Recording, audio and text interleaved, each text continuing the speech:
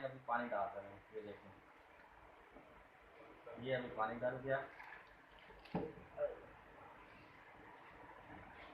ये देखें,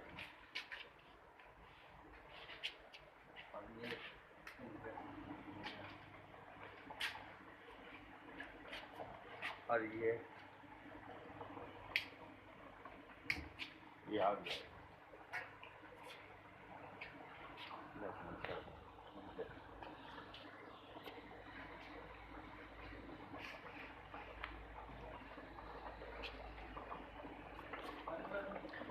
इस बोतल में पानी है फिल्टर किया हुआ, और इस बोतल में ये डिवाइस है जो 12 वोल्ट इसको सप्लाई दी गई है, और ये 12 वोल्ट पे चल रही है। इसके अंदर पानी डाला हुआ है, और पानी से ये आपकी एलपीजी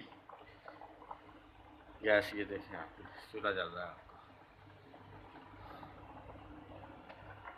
इससे हम जनरेटर भी स्टार्ट कर सकते हैं, हम इससे गाड़ी भी चला सकते हैं। ये पानी की डिवाइस है, इसमें पानी डालना पड़ेगा, उस पानी से ये गैस बनेगी। ये देख लेना आप, ये देख ले गैस चलता हुआ। ये 12 वोल्ट से लेकर 48 वोल्ट तक ये डिवाइस बनेगी। ये वो डिवाइस है।